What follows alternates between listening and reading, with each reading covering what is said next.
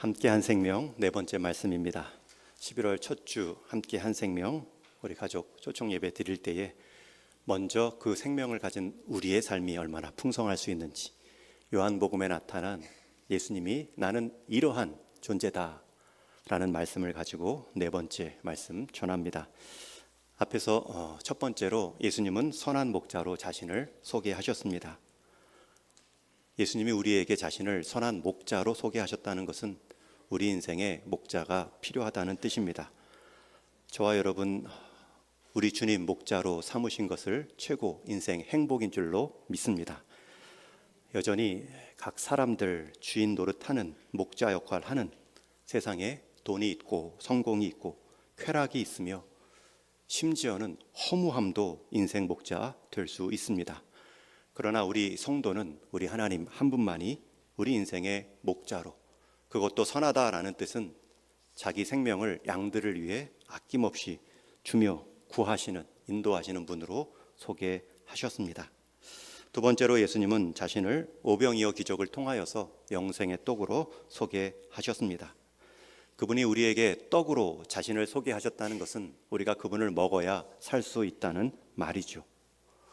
주님은 사람이 떡으로만 살지 않고 하나님 입에서 나오는 모든 말씀으로 산다, 분명히 말씀하셨습니다. 우리 육신의 생명을 연장케 하는 오병이어가 우리 생명, 우리 인생 목적이 될 수 없습니다. 오히려 그것이 나타내는 궁극적 떡, 하늘에서 온 생명의 참떡, 그 예수님을 먹어야 삽니다. 여기서 먹는다는 말은 믿는다는 뜻이죠. 지난주에는 예수님은 자신을 세상의 생명의 빛으로 말씀하셨습니다. 어두움을 몰아내시고 또 다른 생명의 빛이 있음을 예수님은 우리에게 밝히 비추셨습니다. 우리를 통해 또 예수님은 세상에 그 빛을 비추기를 원하시죠. 그래서 우리가 함께 한 생명 품고 기도하는 것입니다. 이어서 오늘은 예수님께서 부활이요 생명으로 자신을 소개하고 있습니다. 중간 본문만 읽었지만 요한복음 11장 전체 말씀을 통해서 오늘 제목처럼 부활의 삶, 부활의 주가 아니라 부활의 삶으로 잡은 이유는 이미 우리는 부활의 주님을 모십니다. 믿습니다. 그렇게 믿는 자가 오늘 부활의 삶을 어떻게 살 수 있는가, 현재성을 강조하여 말씀을 나눌 것입니다. 요한복음 11장은 하나의 단막극처럼 구성되어 있습니다. 그 시작 1절도 공간적인 배경과 등장인물을 소개하죠. 1절에 보면 어떤 환자가 있으니 이는 마리아와 그 자매 마르다의 마을 베다니에 사는 나사로라. 베다니는 예루살렘에서 동남쪽 우리식으로 환산하면 3km 떨어진 작은 마을입니다. 거기에 3남매가 살고 있는데 마리다, 마리아, 그리고 나사로입니다. 이들 누이들은 오라비인 나사로가 병든 그 모습을 보고 급히 예수님께 사람을 보내 소식을 알립니다. 그런데 어떻게 알리냐면 3절에 보면 사랑하시는 자가 병들었나이다. 이 형제 자매들은 예수님의 사랑을 받던 가족입니다. 예수님이 사랑한 가족이고 예수님이 나를 사랑하는구나, 그것을 알았던 자매 형제들이죠. 그럼에도 예수님은 그들이 사랑하는 방식대로 나사로를 사랑하지 않으시죠. 예수님은 그 자매들이 사람을 보내 급히 오셔서 아파 죽어가는 나사로, 오라비를 살려주시기를 원했습니다. 그들의 바람, 그들의 기대처럼 예수님은 바로 가서 죽어가는 나사로를 고치지 않으십니다. 그렇다고 예수님이 이들을 사랑하지 않은 것이 아니죠. 5절 말씀에 보면 다시 한번 분명히 밝힙니다. 예수께서 본래 마르다와 그 동생과 나사로를 사랑하시더니. 우리 주님이 저와 여러분을 사랑하십니다. 변함이 없습니다. 그러나 그 사랑한다고 하셔서 주님이 우리가 원하는 대로만 행하지 않으십니다. 우리 때에 따라 주님의 일을 이루시지도 않으십니다. 그리고 그렇게 우리의 원함과 때에 이루지 않고 주님의 때와 원함 따라 이루어지는 것이 우리에게 더 큰 유익입니다. 오히려 예수님은 그 급한 소식 가운데서도 머무시던 곳에 이틀이나 더 유하십니다. 대신 이렇게 말씀하시지요. 이 병은 죽을 병이 아니라 하나님의 영광을 위함이라. 예수님은 사람의 급한 소식 가운데 이틀이나 더 지체하십니다. 예수님이 사람의 일 때문에 더 이틀을 지체하셨다고 해서 하나님이 이루실 일이 정체되는 것은 아닙니다. 다시 강조합니다. 예수님이 예수님의 때를 기다리며 이틀을 더 지체하셨다고 하나님의 일하심이 정체되는 일은 아닙니다. 우리 사람은 답답해 보이지만 주님은 우리 사람의 때를 정확히 알고 계십니다. 그러니 여러분 기도하실 때 하나님을 향하여서 느긋함을 잃지 마십시오. 느긋하다라는 말을 달리하면 천천히 살피며 인도함 받는 것을 소중하게 여기십시오. 천천히 가는 것과 느리게 가는 것은 다른 말입니다. 천천히 반대말은 급하게 있죠. 살피지도 않고 함부로. 주님은 그렇게 행동하지 않으십니다. 느리게 반대말은 빠르게입니다. 주님은 느리게 행한 것이 아니라 천천히 행한 것이지요. 그러니 우리 삶에도 느긋함이 필요합니다. 사탄은 대개 조급함으로 우리의 상황을, 우리의 마음을 지배합니다. 지금 때가 어느 때인데. 근데 주님은 느긋하십니다. 우리는 빨리 이루어지기를 원하는데 주님은 주님의 때에 주님의 일을 이루어 가십니다. 그리고 그것이 우리에게 더 유익합니다. 왜냐하면 우리는 오병이어를 원하지만 주님은 생명의 떡 주시기를 원하시기 때문입니다. 우리는 병 낫기를 원하지만 주님은 병 걸리든 치료받든 그 육신을 넘어서 영원한 부활의 소망과 확신을 주시기 위함이기 때문입니다. 예수님께서 이들을 사랑하지만 이들이 원하는 방식 따라 행하지 않았다고 해서 예수님께서 그들 마음, 그들 상황 가운데 무관심한 것은 아닙니다. 몸은 베다니에 가 있지 않으시지만 이미 예수님의 마음은 그곳에 가 있습니다. 그 증거가 뒤에 나오는 41절, 42절의 기도 가운데 찾을 수 있습니다. 예수님이 이런 말씀을 하십니다. 아버지께서 내 말을 들으신 것을 감사합니다. 그것도 2번이나 말씀하지요. 여러분, 예수님께서 아버지께서 내 말을 들으신 것을 감사합니다 라는 말은 예수님이 기도하셨고 그것에 대해 응답하셨다는 것입니다. 여러분, 그러면 질문할 수 있습니다. 오늘 본문에는 나오지 않습니다. 예수님이 언제 하나님께 기도하셨을까?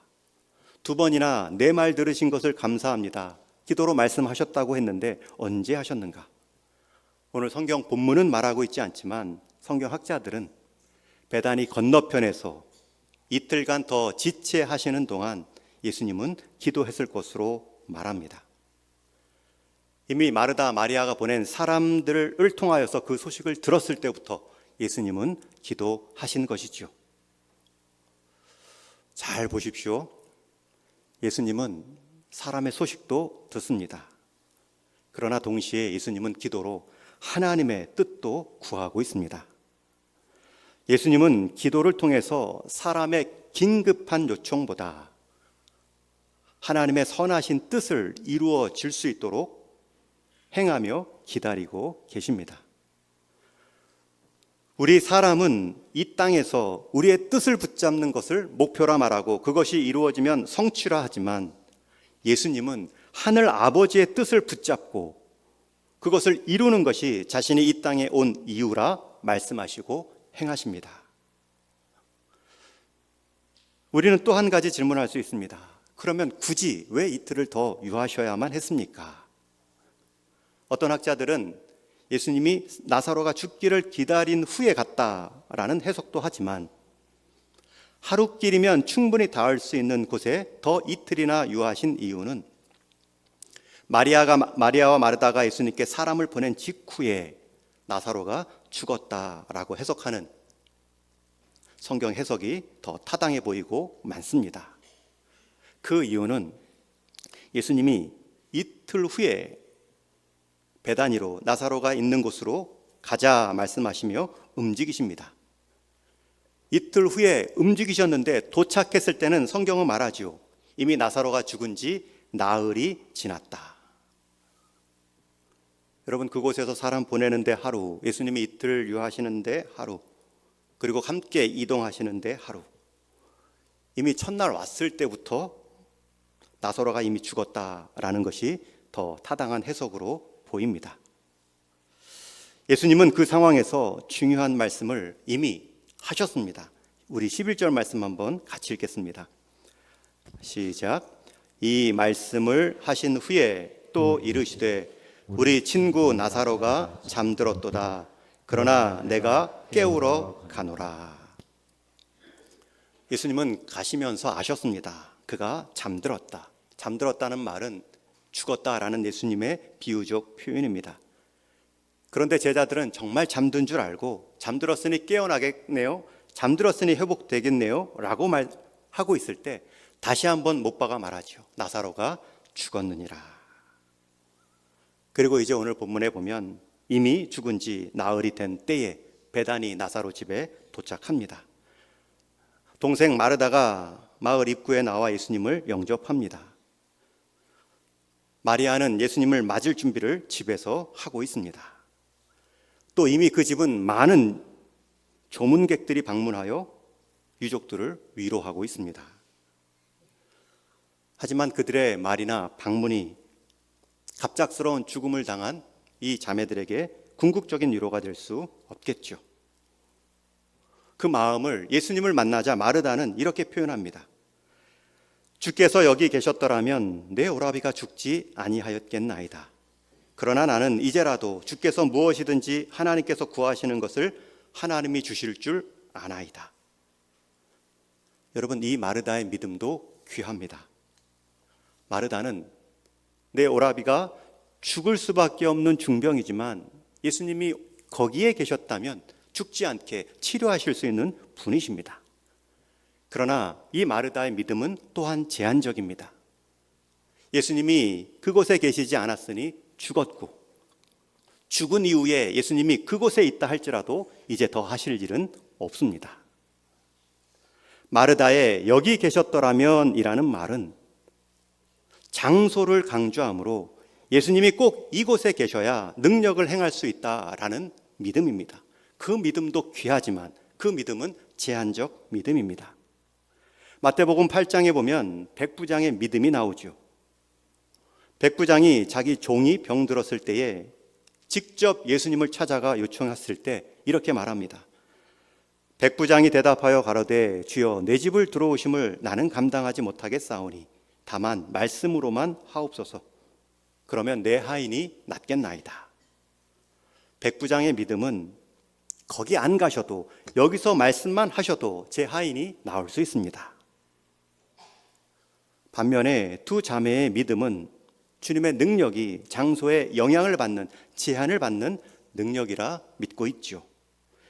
그러니 급히 그렇게 사람을 보내 나사로의 소식을 전했겠죠.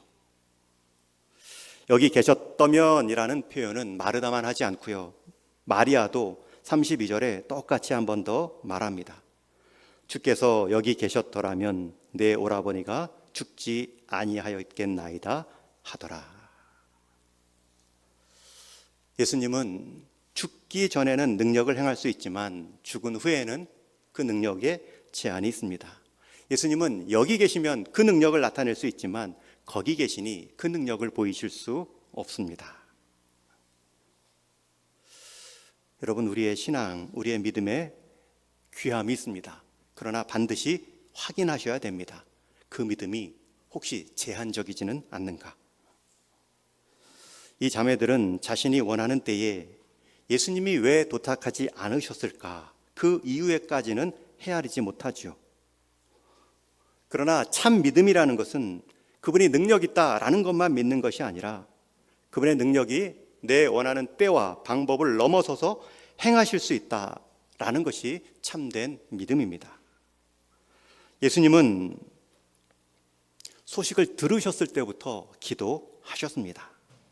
이미 예수님은 소식을 듣고 기도하심으로 내 말을 들으심에 대한 감사로 기도응답을 받으셨습니다.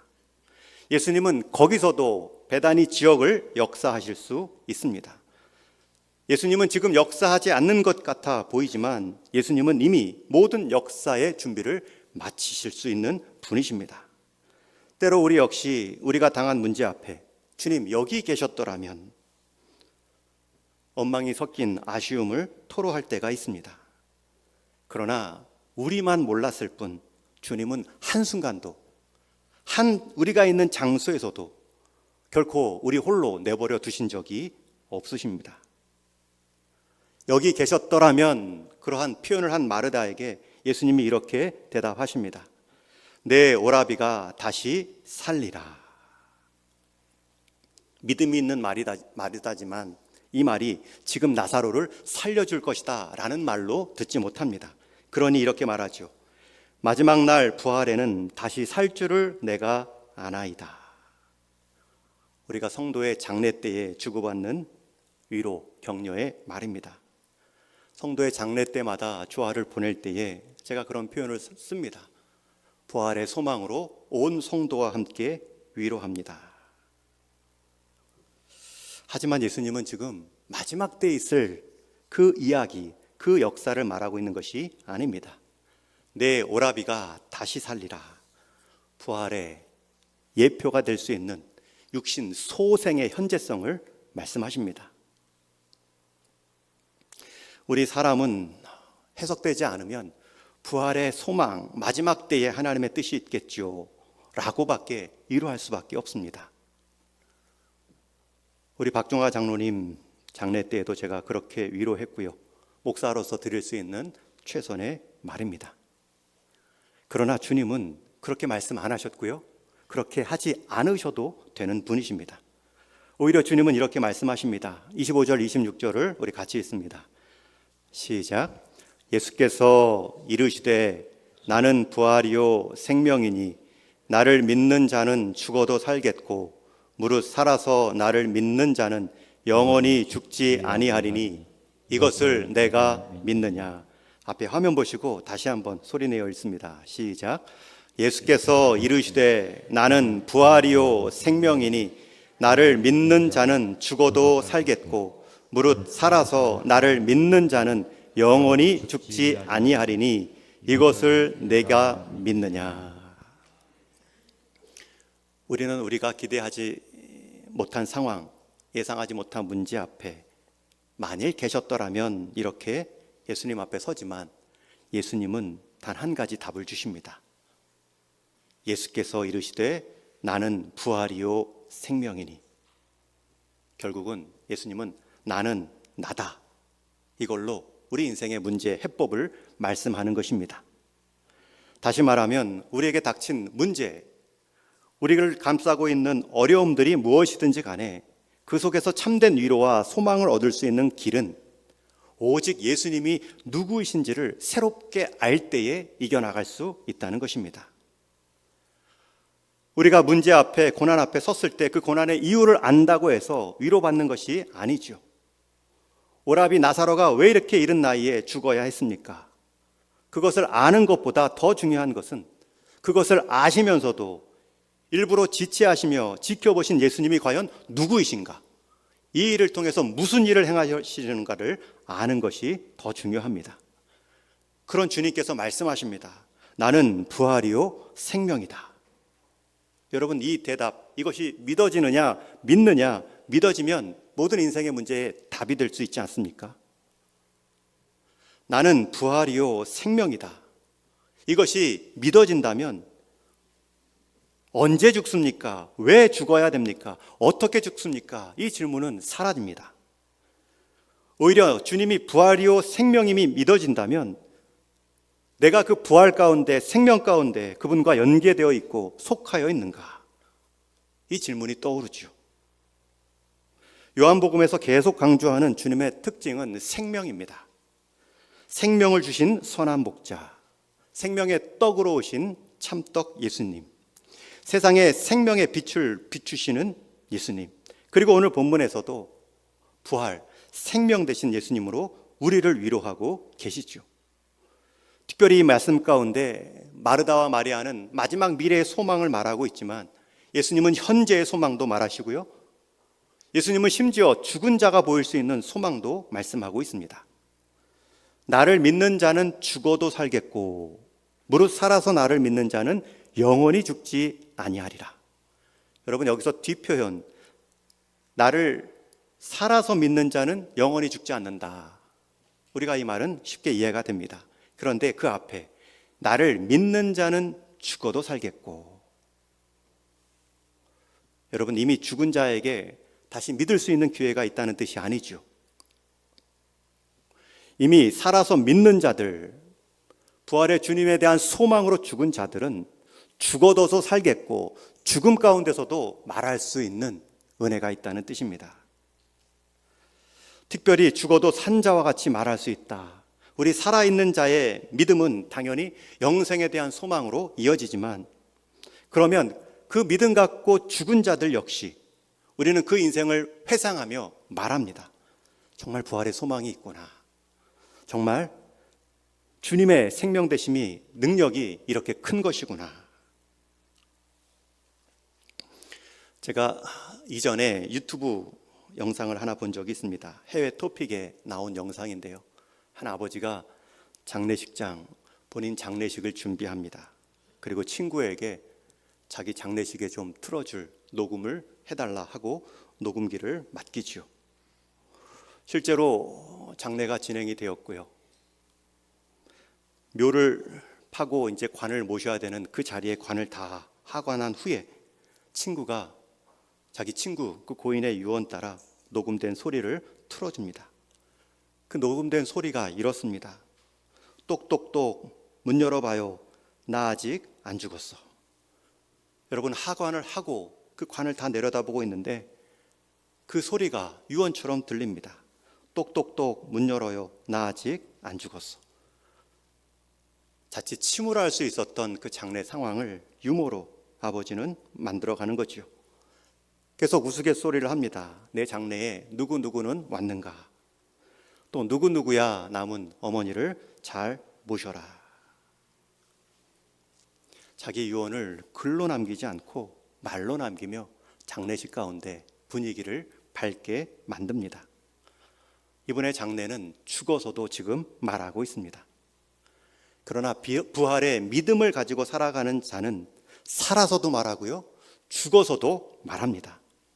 이분은 자기 장례 때 녹음된 것으로 죽었지만 산 것처럼 말한 데 불과하지만, 우리 성도의 믿음은 살아서도 말하지만 죽어서도 말하는 생명력 있는 믿음이 될 수 있습니다. 19세기 루터교 목회자인 헤르만 콜브리치라는 목사님은 우리 성도의 죽음, 특별히 자기 죽음에 대한 이런 글을 남겼습니다. 내가 죽을 때, 그리고 어떤 사람이 죽어 썩어진 나의 해골을 보았을 때, 내 해골은 여전히 그 사람에게 이렇게 설교할 것입니다. 내게 지금 눈은 없지만 나는 그분을 보고 있습니다. 지금 내게 입술은 없지만 나는 그분께 입 맞춥니다. 지금 내게 혀는 없지만 그분의 이름을 부르는 모든 사람과 함께 나는 그분을 노래하고 있습니다.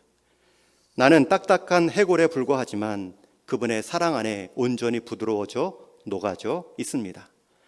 내가 여기 묘지에 누워 비바람을 맞고 있지만 나는 이미 낙원에 있습니다. 이 땅의 모든 고난은 이칩니다. 그분이 자신의 십자가를 지고 골고다로 올라가셔서 우리를 향한 큰 사랑을 보여주셨기 때문에 우리는 말할 수 있습니다. 여러분, 우리는 살아서도 말하지만 그 부활의 소망을 가지고 간 자의 죽는 모습과 죽음 이후에서도 그 삶을 회고할 때 우리는 죽은 자의 소리가 아니라 산 자의 생명의 소리로 쓰임 받을 수 있습니다. 여러분, 나중에 여러분 장례 후에 여러분의 후손들이, 가족 믿음 성도들이 여러분들에 대해 회상할 때 무엇 말해주기를 원하십니까? 이분은 돈을 많이 남겼다. 이분은 사람을 많이 남겼고 학식을 많이 남겼다.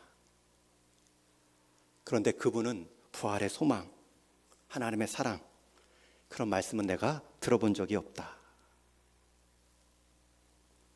여러분들은 무슨 말을 남기실 것을 기대하며 오늘을 살아가십니까? 부활의 소망을 가진 자, 오늘 부활을 앞당겨 살아갈 수 있습니다. 예수님은 이것을 믿느냐라고 말씀하십니다. 그러나 마르다와 마리아 역시 그 믿음은 제한적입니다. 여러분, 이 마르다와 마리아의 신앙이 얼마나 향기롭습니까? 얼마나 남다른 헌신을 보여주었던 자매입니까?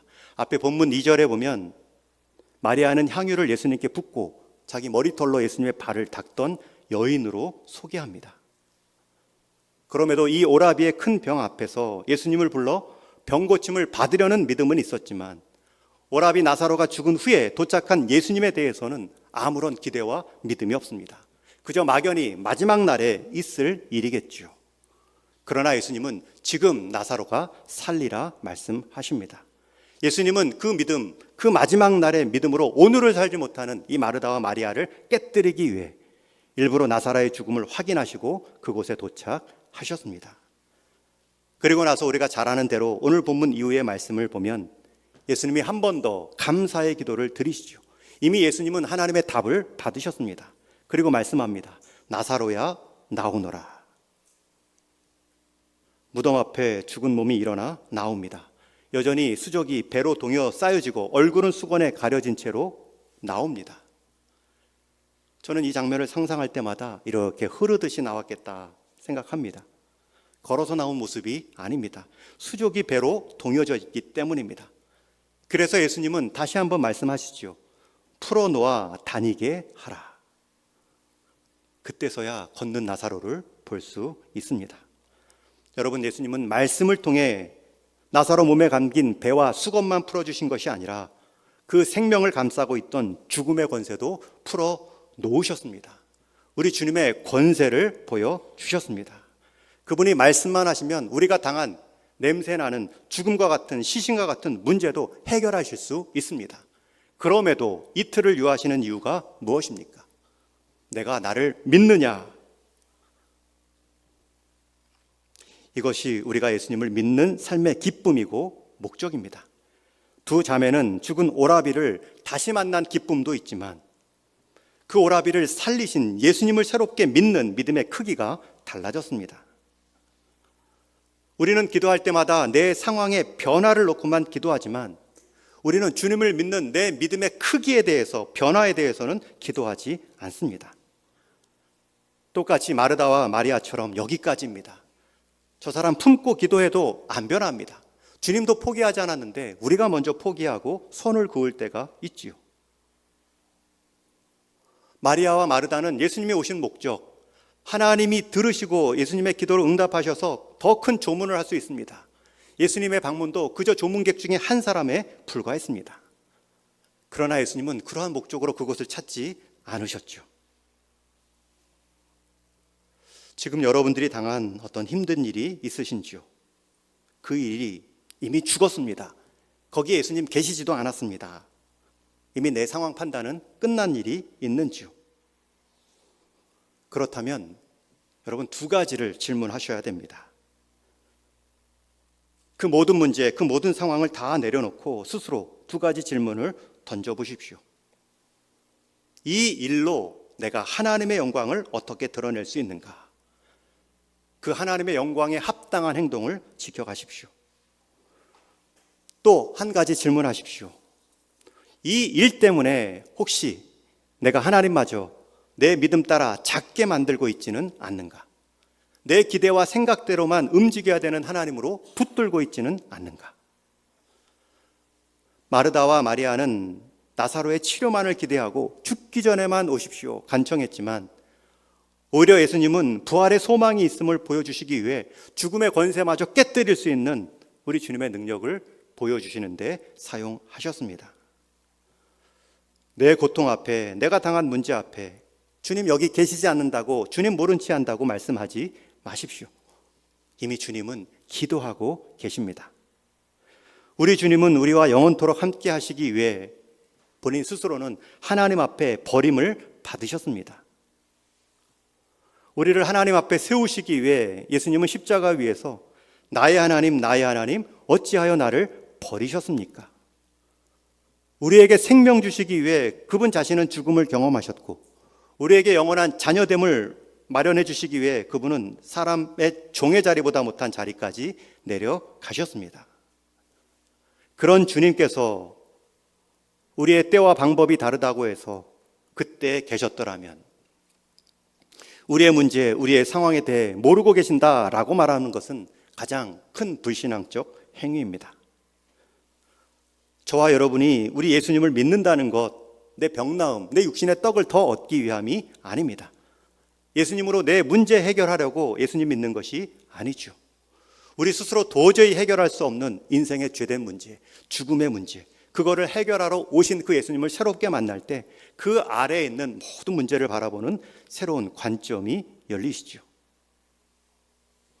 주님은 부활을 갖고 계시며 생명을 준비하고 계신데 우리는 육신의 삶의 질을 높이는데 우리 주님을 사용할 수도 있습니다.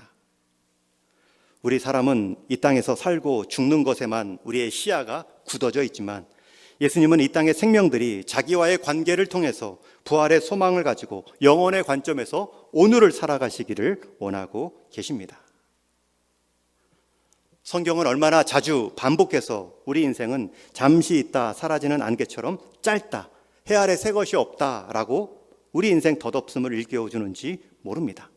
그런데 우리 인생은 덧 있는 것처럼 계속 이 땅의 시야만을 가지고 하늘 시야를 가리우는 어리석은 인생이 될 수도 있기 때문입니다.